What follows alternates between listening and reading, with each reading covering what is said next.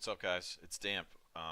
One of the questions I've gotten quite a bit as I've been fishing around in some of the spots. As you see, people will catch frogs. It'll come up in the chat, and they'll ask, how do you do that? How do you catch them consistently? Or, how do you specifically target frogs?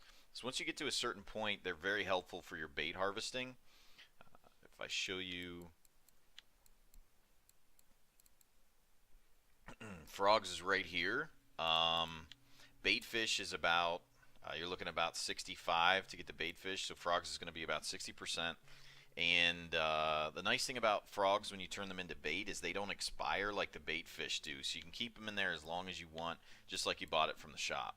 So it can be kind of confusing. I think there's actually a little bit of misinformation out there in the community that you can only catch frogs where you hear frogs, or where it's really loud, where there's frogs.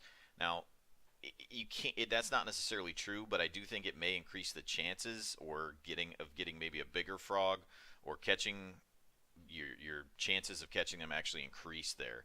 But you don't have to hear them in order to catch them. So a couple quick notes before I go into the setup and show you the setup is.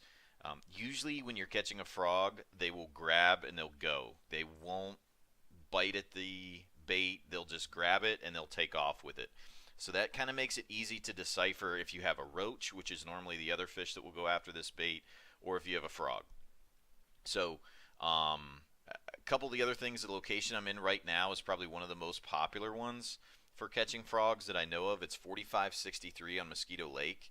And anywhere around in here, if you look anywhere around in this area, kind of near the bank, is where you want to be fishing. I typically will cast at lily pads or right next to lily pads, but you can get them close to the reeds and some other structure that's out in the water also. But I do try and fish closer to shore than I normally would. Another popular spot, the bridge at 4720.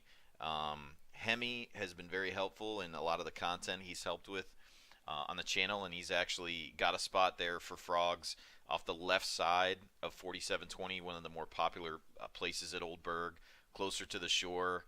You can use flies, horse flies, or bloodworms, and that goes for pretty much anywhere you're fishing. You're going to use flies, horse flies, or bloodworms. I think horse flies actually reduce the amount of bycatch you get. Typically it's only roach for me that I catch on those, and frogs only. And if you have something nibbling at your bobber, just pick it up, take it out, and throw it back in. Another note to add is this kind of takes some patience. I mean, there's some times that I'll walk around the lake and I won't catch any at all. And there's some times that I'll walk around the lake and get 4 or 5. But typically when I get one, I'll pick up and move to the next spot, next patch of lilies or whatever. And that's what I'm looking for. To give you an idea on the setup, it's pretty simple. So I just put it on the standard bamboo rod that you get when you start the game. Any bobber really works. Probably 2 grams is ideal, but even the bobber that comes with it, when you get your starter, the feather float, would probably work perfectly fine. The hook size seems to be the most important.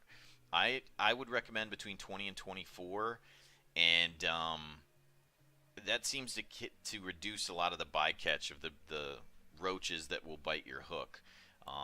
So if I'm specifically targeting frogs, I'll use a 24, but other than that, anywhere between a 20 and 24 is fine.